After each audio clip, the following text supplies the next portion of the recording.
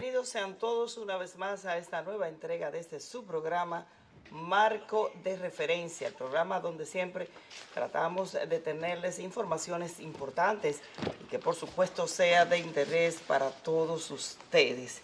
Hoy ya miércoles 18 de abril del año 2018 también, ya pues el mes de abril casi finaliza, podemos decir. Para Lenis Martínez es todo un placer compartir con ustedes siempre el contenido de aquí, de este espacio, que cada tarde, cada día, pues llega hasta todos sus hogares. Así que muchísimas gracias por estar con nosotros. Señores, qué tremendo lío se ha armado esta investigación que ha arrojado pues la Cámara de Cuentas en torno a la auditoría que se le hiciera a la ONSA a raíz de todo este acontecimiento, funesto acontecimiento de la muerte del catedrático, comunicador, abogado Junior Ramírez. Entonces, a raíz de que Argenis pues ha aparecido, ha dicho, ha aportado más informaciones que no se sabía y que nunca las dijo, ni lo dijeron las personas que fueron apresadas aquí en el país. Bueno, pues por el ordenamiento de la justicia, ¿verdad? La Cámara de Cuentas pues ha tocado fondo, si se puede decir así, con estas auditorías, este informe que ha arrojado ya como resultado final y que bueno, vemos a una Contraloría General de la República, vemos a contrataciones públicas encabezadas por Yocasta Guzmán. Estas instituciones, bueno, que son encargadas de velar porque las cosas se hagan con diafanidad, con transparencia, con honestidad, como se supone que debe de hacerse. Imagínense ustedes, ahora pues se ha dicho que bajo la ley estaba contemplado el accionar del director de la ONSA. Y vaya cómo lo ha hecho, millones y millones de pesos adjudicados para reparar unos autobuses que yo creo que la reparación se iba por encima de lo que cuesta nuevo estos vehículos. Y bueno, se están amparando, están alegando, ¿verdad?, que eso está bajo la ley, pero se asume que aún esté bajo la ley, se debe de supervisar, se debe de verificar todo lo que se haga en cualquier institución pública, de manera especial si se hace uso de este recurso, de esta ley, ¿verdad? Entonces, bueno, para estos gastos que supuestamente son de urgencia, un gasto común, ¿verdad? Gasolina, viajes, reparación de estos autobuses, pero que yo creo que no tanto, porque cuando se dice que de por sí te pasa por el lugar donde están todos estos autobuses, usted ve muchísimos ahí tirados, ¿verdad? Entonces, ¿cuál es la urgencia? ¿Cuál es la urgencia? Pero se realiza maravilloso, porque estas reparaciones no son simples reparaciones de un departamento de transporte de cualquier institución pública, no, estamos hablando que son los autobuses que se le da el servicio a la ciudadanía de transporte. O sea, esta institución existe y uno de los principales motivos son la existencia de esos autobuses. Entonces eso no se puede manejar tan así como se ha dicho. Y si aún se acciona de esta manera, pues debe de haber un control después, posterior a la realización de estas reparaciones, y donde se ha visto que son millones y millones de pesos. Entonces ahora que no vengan a defenderse, ¿verdad? Yocasta Guzmán ha hablado de este dinero, resaltando que esto debe, óigame bien, porque esto me causó como una fuerte impresión, que este dinero debe ser distribuido entre las MIPYMES, por decirlo de alguna manera. Pero no es tan solo que esas reparaciones se le ha adjudicado a un solo suplidor. No es esto lo que se está discutiendo, sino el dinero y el dinero que se gastó de manera abusiva y que sabemos que no corresponde a lo que realmente se hizo. Entonces, miren por dónde lo toma la señora Yocasta Guzmán. No porque ese dinero, esos millones de pesos, se debieron repartir entre las pymes. Pero ven acá, y es que realmente están tratando a uno como si fuera anormal. Es que eso es un tema. Pero hay otro más importante. Y es la super, mega sobrevaluación que se le ha hecho a estas reparaciones y a los diferentes medios por los cuales se hicieron esas erogaciones inmensas. Ese no es el punto, en que el que fue a 1 o 2 o 3 suplidores que evidentemente estaban en contubernio con el director de la ONSA. Entonces no es por ahí que debemos tomar el asunto. Señores, vámonos con Jessy Saldaña, que ya está aquí para traernos los deportes aquí en Marco de Referencia.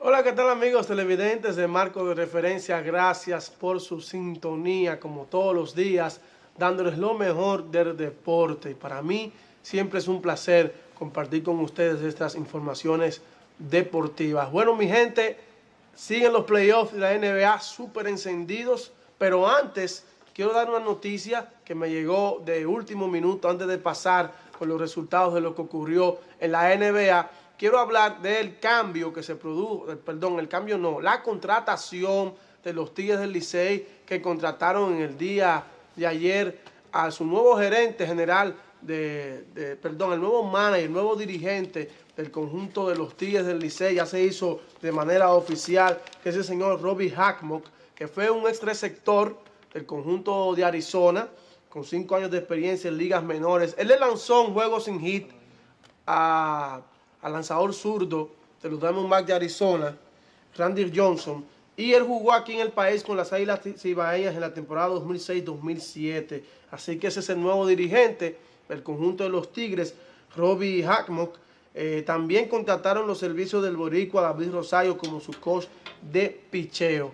Así que con esta información vamos a pasar ahora a la NBA, donde en el día de ayer el conjunto de Toronto Raptors se impuso frente a los Wizards de Washington 130-119 y poniendo así la serie 2-0. Toronto jamás había ostentado una delantera de 2-0 en una serie de playoffs. Primera vez en la historia de la franquicia que el conjunto de Toronto se va arriba 2-0 en cualquiera de las etapas de los playoffs de la NBA. Ayer, DeMar DeRozan igualó la mejor cifra de su carrera en playoff con 37 puntos. Además de eso, aportó con 5 rebotes y 4 asistencias en la victoria de su equipo. Jonas Valanciunas con 19 puntos y 14 rebotes. Raptors 130, Wizards 119. Pasando ahora a otros resultados, vamos al TD Garden en Boston, Massachusetts, donde ayer el dominicano Al Horford pudo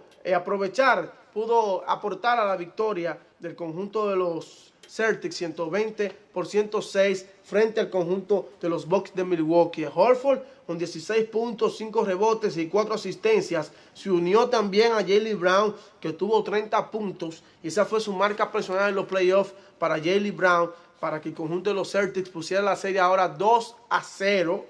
Milwaukee está bien feo, tiene que ganar, está obligado a ganar Milwaukee. Y hay que destacar que ayer la banca de Boston estuvo superior que la de Milwaukee. Ayer los Celtics La banca aportó 41 puntos, mientras que el conjunto de los Bucks solamente aportaron 25. Pasando ahora a las grandes ligas. Ayer, José Ramírez de los Indios de Cleveland. Yo dije que iba a hablar sobre la serie en Puerto Rico, que ayer por primera vez en más de 8 años se enfrentaron dos equipos en grandes ligas en Puerto Rico, en San Juan, el estadio Girán Vitón. Y ese fue uno de los 4 cuadrangulares que conectaron en el día de ayer el conjunto de los Indios de Cleveland, que derrotaron 6-1 al conjunto de los Mellizos de Minnesota. José Ramírez, de 5-3, una anotada, una remolcada, su número 8 y su cuadrangular número 4. Corey Kluber, señores, lanzó muy bien, buena pelota, de 6 entradas y 2 tercios, 5 hits, una carrera limpia, 2 bases por bolas y 6 ponches. Mientras que Francisco Lindor también se la lució en su país natal, Puerto Rico, conectando su cuadrangular número 2 de la temporada, con 2 remolcadas, lleva 7. Así que le fue muy bien a los boricuas, mucha emoción entre los jugadores puertorriqueños de ambos lados del equipo, tanto de Cleveland como el conjunto de Minnesota. Se sintieron muy emocionados de estar ahí en su casa, en la Isla del Encanto, jugando frente a sus compatriotas boricuas. Pasando ahora a la ciudad de Anaheim, California. Ayer, señores, le cayeron a palo a Shohei Ohtani. Su primera derrota en Grandes Ligas en manos de Boston, y vemos ese verdugo, no la busquen, que se fue volando un cuadrangular enorme por todo el left center field de Mookie Betts, que ese fue uno de los 3 palos que conectó el hombre en el día de ayer. 3 cuadrangulares para Mookie Betts, que está súper caliente, lleva 5 cuadrangulares en lo que va de temporada, recibió 2 bases por bolas y lleva ya 18 remolcadas. Increíble la labor que está teniendo Mookie Betts al inicio. Estamos hablando del primer bate del conjunto, no es el tercer ni cuarto bate, sino el primer bate, que no es habitual que el primer bate dé tantos palos como lo está haciendo Mookie Betts. Así que Ohtani lo castigaron en 2 entradas de 4 hits, 3 carreras limpias, 2 bases por bolas. Ahora su récord está en 2-1 y lamentablemente perdió, pero Boston le dio una pela al conjunto de Anaheim, 10 carreras por 1. Por el conjunto de Boston, Eduardo Núñez de 4-1 con una anotada,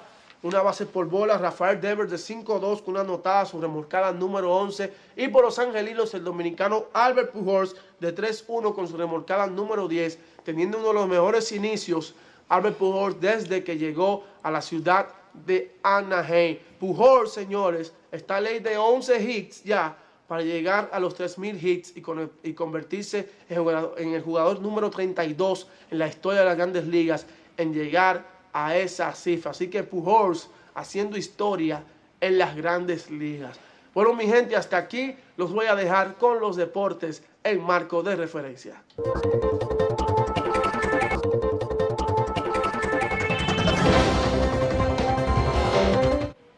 Continuamos aquí en marco de referencia. Señores, hoy es miércoles, tendremos con nosotros al doctor Zacarías Payano, con quien vamos a conversar algunos temas que están sobre el tapete, que será, estoy segura, de interés para todos ustedes. Pero mientras vamos con algunas informaciones. Adelante, señor director, por favor. Vemos cómo no se cumple ningún proceso de compras y contrataciones, que eso es lo que han dicho nuestros informes, que no se están cumpliendo con los procesos ni con las condiciones legales establecidas para llevar a cabo procesos transparentes en el orden de compras y contrataciones. Eliseo Christopher, pues externando una vez más las quejas que siempre desde el sector construcción, las MIPYMES, ¿verdad? Pequeños constructores pequeños profesionales de la construcción, empresarios de la construcción, que él dice que no se están manejando pues los procesos con la debida transparencia. Y cuando vemos este caso de la ONSA, pues bueno, es difícil, señores, es difícil. Isaac, por favor, vámonos con la siguiente información aquí en marco de referencia. Los legisladores del PRM no se van a retirar y que van a votar no ante esa propuesta aprobada por parte del PLD que controla el Senado de la República. Eso está definido y este partido cumple este mes un año de haber aprobado su dirección ejecutiva que apoyaba el padrón cerrado, porque es lo que indica la Constitución y es algo que no debiera estarse discutiendo en este momento. La dirección del partido tiene plena confianza en los legisladores nuestros. Presidente del PRM, Andrés Bautista, donde, como todos ustedes saben, se ha pues manifestado los miembros del PRM, otras instituciones, ¿verdad?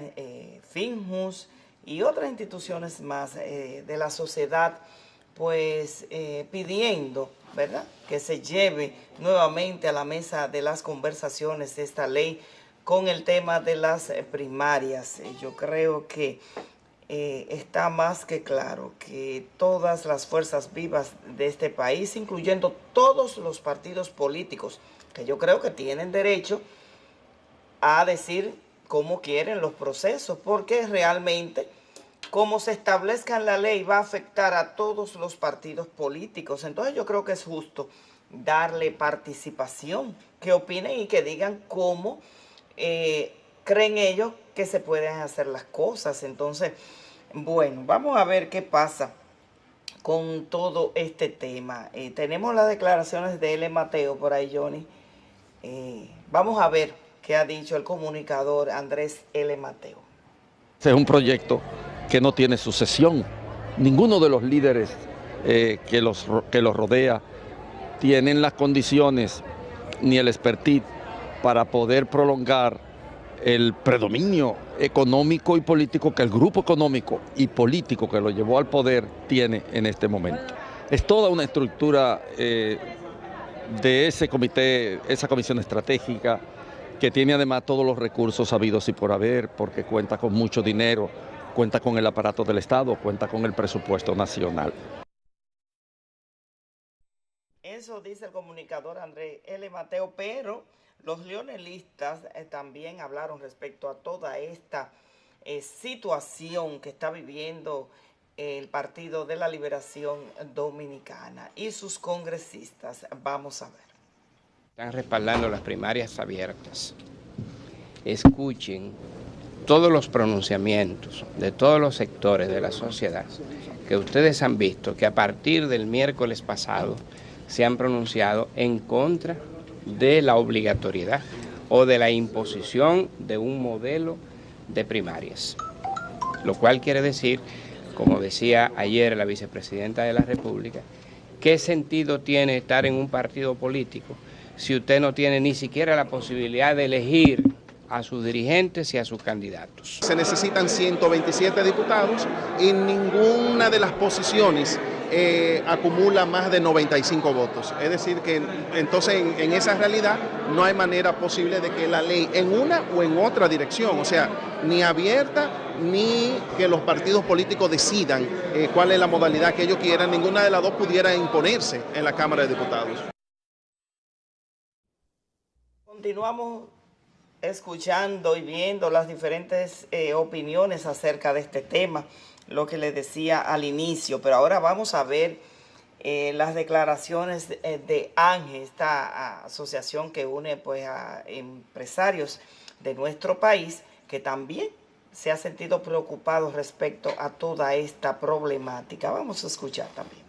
Los políticos y la ley y el tema de las primarias es un tema que realmente le compete a la institucionalidad y que demuestra o no la institucionalidad. Y por eso es que para Ángel, para sus 900 miembros y para todo dominicano debería ser tan importante. Que la sociedad dominicana tenga que verse envuelta en analizar un tema de una primaria, si son abiertas o cerradas, cuando hay tantas cosas importantes en el país que tenemos que discutir. Señores, esto vamos a ver en qué va a parar todo esto. Esos son grupos de poderes fácticos en nuestro país que muchas veces se mantienen al margen de todo lo que es la política y esos temas. Y también se ha pronunciado en torno a esta problemática, vamos a llamarla así, acerca de esta esta ley de partidos con primarias abiertas. Lo que he dicho al inicio es que todo el mundo está opuesto a eso, incluyendo, que es la parte que a mí de forma particular me llama la atención. Esta ley va a regir a todos los partidos políticos. Entonces tienen derecho a manifestarse, a decir, a consensuar. Entonces no comprendo. Señores, está aquí ya el doctor Zacarías Payano. Vámonos a una pausita breve. Al regreso pues estaremos con él conversando y por supuesto nos dará su opinión también acerca de esta disyuntiva que se ha formado en nuestro país en torno a este tema y otros más que estoy segura que será de interés de todos ustedes.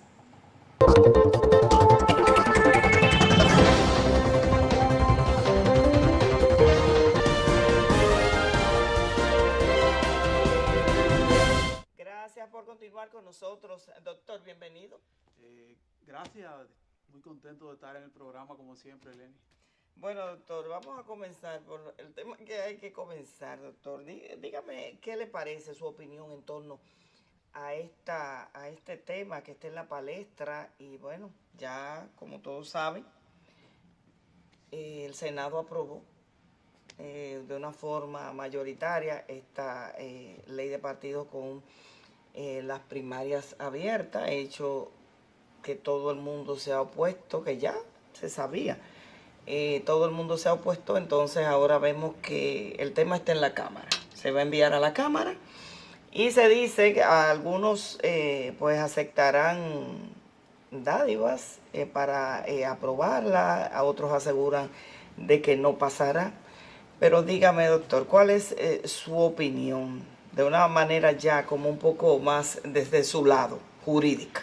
La verdad, Lenny, es que comentábamos antes de salir al aire de que en este país nada es verdad ni es mentira, que todo depende del color del cristal con que se mira, haciendo alusión a la famosa frase de aquel escritor español Campoamor. Así es. Porque uno escucha muchas opiniones en los medios de comunicación y el programa pasó varias, y entonces eso lleva confusión a la gente, porque tú ves gente del mismo partido opinando de manera diferente.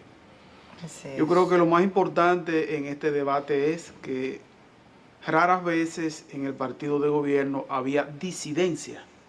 Pero yo creo que ahora no va a haber acuerdo. Mucha gente siempre se ponen de acuerdo, siempre. Sin embargo, ahora hay una gran disidencia, Lenny.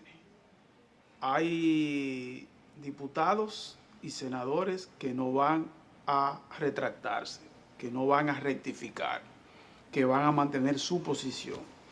Inclusive en esta semana un alto dirigente de ese partido, miembro del comité político y ministro de Interior, señaló que sus dos perros como que reflexionaban mejor. Eso estuvo fuerte, doctor. Que reflexionaban mejor que los senadores de su partido que habían votado a favor de la ley que establece las primarias abiertas. Yo creo que la democracia es permitir que la mayoría sea la que opine.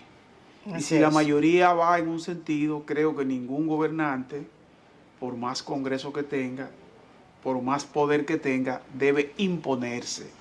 Porque esa ley entonces traería falla de origen. Y si desde el primer momento la ley nace mal, por vía de consecuencia, en el desarrollo de su aplicación va a traer problemas. Y hemos visto que sectores de la sociedad civil, sectores fácticos, como muy bien tú señalabas anteriormente, se han manifestado en contra de las primarias abiertas. Creo que el gobierno no debe empecinarse en seguir imponiendo esta ley. Todo indica que la ley no pasará en la Cámara de Diputados porque se necesita de una mayoría especial y el partido oficial, específicamente el ala que simpatiza con el presidente, no tiene esa mayoría. Entonces, no es bueno que nos veamos envueltos en estos debates que no tienen sentido cuando esta ley tiene 3 lustros en el Congreso Nacional y se supone que ha habido tiempo para consensuarla para que sea una ley fruto del apoyo de la mayoría. Entonces yo decía, doctor, que es lo que más me preocupa, es que si fuera algo que se esté en discusión para aprobar o no, que le competa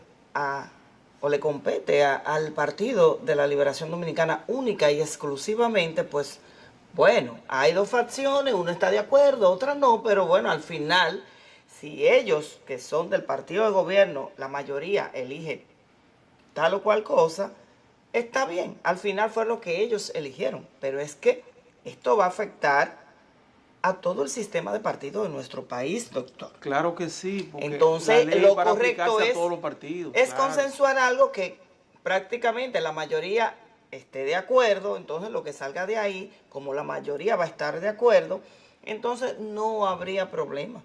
Pero entonces es que solamente una facción, que ni siquiera el Partido de la Liberación Dominicana completo está de acuerdo con esto, una facción, una parte, y todo el resto, la mitad, o no la mitad, parte, una parte importante del partido más todo el sistema completito no está de acuerdo con esto, donde lo va a afectar también de igual forma, entonces yo no considero justo que eso se tenga que imponer simplemente porque se tenga una mayoría aplastadora. ¿Qué usted opina? Yo creo, coincidiendo contigo, que lo mejor que haría el ala que simpatiza con el presidente de la República es retirar esa modalidad de la ley y permitir que eso se debata, porque la mayoría de los sectores pensantes del país están en desacuerdo en que la ley se apruebe en los términos que fue aprobada por el Senado de la República. Y eso va a traer grandes conflictos, va a traer grandes debates.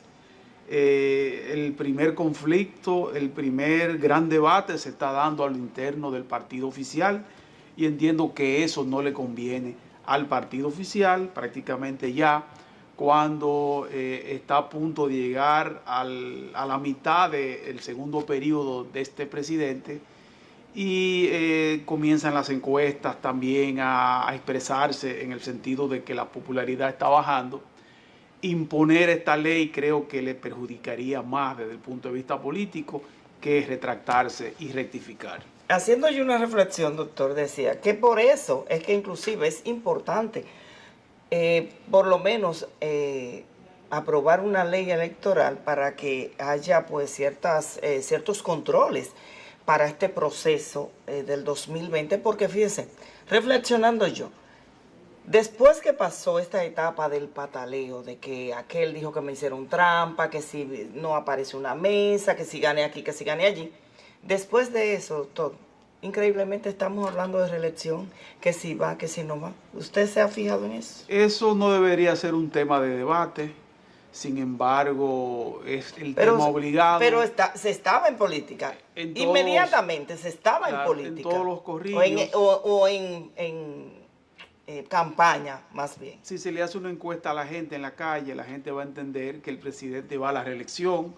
es una percepción que la gente tiene, porque hay una serie de factores que determinan que es así, comenzando por esta misma ley que se pretende aprobar para que se aplique para las elecciones del 20, y el hecho de todos los movimientos y todos los trámites que él está haciendo, ha continuado con su mismo ritmo que comenzó desde el primer cuatrienio, y todo indica que obviamente hay la intención de modificar la Constitución de nuevo para presentarse.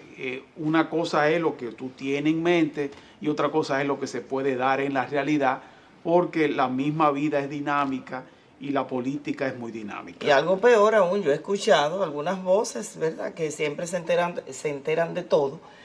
Algo que yo lo considero peor, que y si él no va el expresidente Fernández. Y yo no me resisto a creer esto, porque esos son sentimientos bastante negativos que no creo que en una personalidad como la del presidente de la República pueda existir en su corazón unos sentimientos y llevar a un término personal el Estado. Que estamos hablando del Estado sin partido alguno, el Estado dominicano que tiene que regir durante 4 años los destinos de esta nación. Lo ideal fuera eso, que ninguno de los dos se repostulara de nuevo y que le diera paso a otras personas que hay allí que tienen condiciones y para ser presidentes de la República. Sin embargo, está demostrado que nadie cede el poder fácilmente, que el poder hay que ganárselo y muchas veces hay que arrebatarlo. Pero usted ha dicho, doctor, una palabra clave sumamente importante, hay que ganárselo. Entonces, usted dice, y puede ser verdad, que haya muchos dentro del Partido de la Liberación Dominicana que tengan la capacidad para dirigir los destinos de este país, pero es que se han dedicado a alabar al presidente de la República, y que no es que esté mal, pero entonces la gente no lo percibe como un estadista. Ese es el problema, doctor. Dígame algo. Si no se ponen de acuerdo a lo interno, lo que puede ocurrir es entonces que pierdan el poder y que el partido de la oposición, que tiene en este momento mayor simpatía, aunque no simpatía suficiente para ganar en este momento, pero si el partido oficial va a las elecciones dividido, lo más probable es que ese voto de la masa silente, que es el que inclina siempre la balanza, se vaya en favor de la oposición para que se produzca un cambio de gobierno, porque todo el mundo sabe que un partido que va a cumplir ya 20 años en el poder también sufre desgaste y la gente se cansa de ver al mismo grupo gobernando y entonces decide... Encima con una crisis interna, exacto. Entonces dice, bueno, vamos a ver si elegimos a alguien diferente para por lo menos cambiar la cara. Aunque mucha gente dice que cambiando la cara no habrá muchas transformaciones en el país, pero por lo menos dicen que Escobita Nueva barre bien.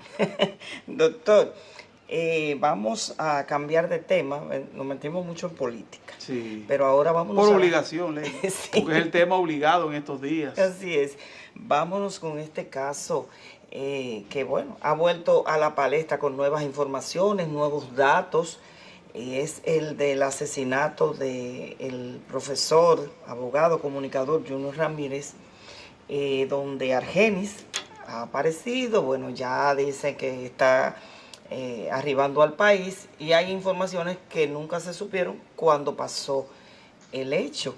Entonces, también se dice que el exdirector de la ONSA, pues, como se ha presentado el caso ahora, como que se puede excluir del asunto de la muerte, pero también vemos este caso de corrupción y este informe que ha arrojado la Cámara de Cuentas, donde pues sale a relucir las atrocidades que desde ahí se realizaban. Dígame, ¿qué curso puede tomar? Ese tema desde el punto de vista jurídico está bastante oscuro, porque salen nuevas informaciones todos los días que la gente no conocía. Se dice ahora que fueron 2 policías que eliminaron físicamente al ex profesor. Y el famoso video ese que se presentó, dándole seguimiento desde la UAS hasta Mano Guayabo, a donde apareció el cadáver. Entonces fue un montaje ese video. Obviamente que si las cosas son así, el exdirector de la ONSA pudiera ser absuelto del proceso, a menos que haya evidencias contundentes en su contra de que participó en la eliminación desde el punto de vista intelectual. Pero el Ministerio Público y la parte civil son los que tienen que probar que él es culpable, no es él que tiene que demostrar que es inocente, porque el fardo de la prueba está a cargo de aquel que acusa. Y en el sistema judicial dominicano, una de las cosas más difíciles es probar un hecho, y sobre todo un hecho tan complicado como este, que tiene tantas vertientes y que tiene tanta gente involucrada. En ese sentido, habría que esperar que llegue Argenis para que entonces se aclare una vez el preso. Ya la semana pasada enviaron para Najayo a su esposa, que parece que tiene que ver también con el asesinato. O sea que el asunto cada día se complica más. La gente siempre ha apuntado que el responsable intelectual es el exdirector de la ONSA, pero eso está por verse a la luz de los elementos que se están debatiendo en este momento. Lo que tiene que ver con la auditoría, que es otro tema que ha llamado la atención en esta semana, hay un conflicto entre la Cámara de Cuentas y la Contraloría General de la República. Y contrataciones públicas también. De nuevo la Cámara de Cuentas está en la picota, Ale. Porque dice la Contraloría que la Cámara de Cuentas no tomó en cuenta la resolución, valga la redundancia, la resolución 15 del 88 que facultaba a entidades como esta, como la ONSA, a comprar combustible, a comprar piezas, pero, doctor, a comprar gomas, hay algo que yo no sin entiendo. Ir a licitación. Pero hay algo que yo no entiendo. Entonces eso incluye que no haya supervisión de cómo gastó ese dinero, porque eso es lo que yo no entiendo. No, porque mira lo que dice la Contraloría, Lenny. La Contraloría dice que ellos únicamente chequean que se cumplan los procedimientos. Ahora, quien tiene que velar porque las cosas se hagan como debe ser es el administrador o director de la institución. Lo que se cuestiona es que se le daba el trabajo, las compras, a los mismos talleres. No, ahí es que está el problema. Y una cantidad de dinero, doctor, que perfectamente se pueden comprar los vehículos nuevos. Cantidades exageradas. Pero desde el punto de vista legal, si ellos hicieron esas compras en base a esa resolución, ellos están liberados de culpa. Entonces dice la Contraloría que la culpable es la Cámara de Cuentas, que rindió su informe sin tomar en consideración la resolución que facultaba a la ONSA a comprar en la forma que lo hizo. Pero yo no comprendo, doctor. El director está llamado pues a que las cosas se hagan de forma correcta, pero si ese mal manejo estuvo ahí fue porque él lo autorizó, entonces no hay otra institución competente que sí lo supervise a él. Bueno, es que la Contraloría estaba allí supervisando que los procedimientos se cumplieran.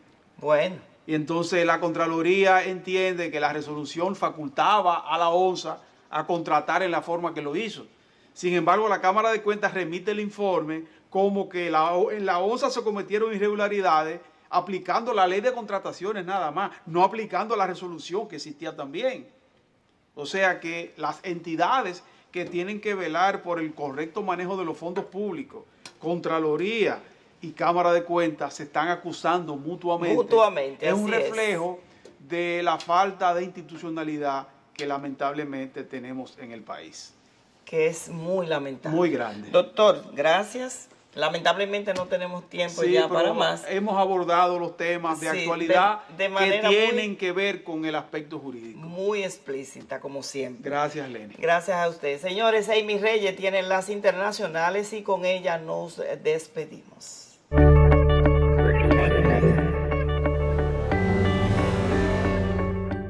Buenas tardes y bienvenidos a Marco Internacional. La ex primera dama de Estados Unidos, Barbara Bush, falleció hoy a los 92 años de edad por causas que aún no han sido divulgadas, según informó el portavoz de la familia. El pasado domingo se anunció la decisión de quien fuera la esposa del expresidente George W. Bush de no volver a acudir al hospital para someterse a tratamientos por el estado delicado de salud que sufría desde hace varios años. En otra información, el Fondo Monetario Internacional alertó hoy que la deuda global se encuentra en máximos históricos al alcanzar el 225% del Producto Interno Bruto Mundial, superando incluso el pico registrado en 2009 por culpa en gran parte del creciente endeudamiento de China. La mayoría de la deuda pertenece a economías avanzadas, sin embargo, China por sí sola ha contribuido al 43% del incremento desde el año 2007, apuntó el director de Asuntos Fiscales del FMI, Víctor Gaspar, en la presentación del informe fiscal en el marco del encuentro del primavera del organismo. China, Japón y Estados Unidos son responsables de más de la mitad de la deuda global, un dato significativamente mayor que su participación en la productividad global, según el informe divulgado hoy. El presidente de Estados Unidos instó al Congreso a acabar con los vacíos legales que dificultan la deportación de extranjeros que hayan sido condenados por cometer un crimen después de que el Tribunal Supremo determinara horas antes que la legislación actual es demasiado vaga y no se puede aplicar. El mandatario reclamó a través de su cuenta de Twitter que la decisión de la Corte implica que el Congreso debe acabar con los vacíos que impiden la deportación de peligrosos criminales extranjeros, asegurando que es una crisis de seguridad pública que solo puede ser arreglada por el Congreso. Trump agregó que tanto la Cámara de Representantes como el Senado debe aprobar rápidamente una decisión que garantice que este tipo de extranjeros sean expulsados de la sociedad estadounidense. La Organización Panamericana de la Salud alertó sobre brotes de difteria en Venezuela y Haití y casos importados en Brasil y Colombia en su última actualización epidemiológica sobre una infección que puede llegar a ser letal. La OPS dijo en su reporte fechado del 16 de abril sobre esta enfermedad que en Venezuela el brote de difteria se inició en julio del 2016 y sigue activo a causa por una bacteria que genera inflamación en la garganta y dificultad al respirar. Hasta ahora en Venezuela fueron notificados 1.602 casos sospechosos desde el 2016 hasta lo que va del 2018, de los cuales 976 fueron confirmados y 142 fallecieron, con una tasa de letalidad acumulada de 14,5%. Además, la OPS confirmó que la población más afectada tiene entre 5 a 19 años de edad. Brasil y Colombia notificaron además casos de difteria. De los 6 sospechosos reportados en 6 estados de Brasil, uno es en el estado de Roraima, importado de Venezuela. Asimismo, la OPS informó que en Haití el brote continúa con una tasa de letalidad decreciente de 10,7% en 2017 y 2018. Cuba inició hoy la histórica sección parlamentaria de 2 días, donde se concretará la salida de Raúl Castro de la presidencia del país y en la que se designará a su sucesor con el primer vicepresidente Miguel Díaz-Canel como principal favorito. Posteriormente se iniciará el proceso para la elección del Consejo de Estado, el máximo órgano de gobierno en Cuba, para lo cual la Comisión de Candidaturas Nacional presentará las proposiciones para presidente del país, primer vicepresidente, así como los vicepresidentes, el secretario general y demás miembros. La votación se realizará hoy, pero los resultados se darán a conocer mañana jueves, según anunciaron los medios oficiales. En una última información, el Parlamento venezolano, controlado por la oposición, autorizó enjuiciar al presidente Nicolás Maduro por presunta corrupción en el caso de Odebrecht, aunque sus decisiones son consideradas nulas por la máxima Corte de Justicia. En una sección sin acceso a la prensa impedido por la policía militarizada, los opositores acogieron el pedido de antejuicio de mérito hecho por jueces de una Corte Suprema de Justicia paralela y en el exilio, que reunidos el 9 de abril en Bogotá, demandaron también la captura del mandatario venezolano Nicolás Maduro. Así finalizamos Marco Internacional y Marco de Referencia. Agradecidos con el placer de su sintonía, se despide Amy Reyes.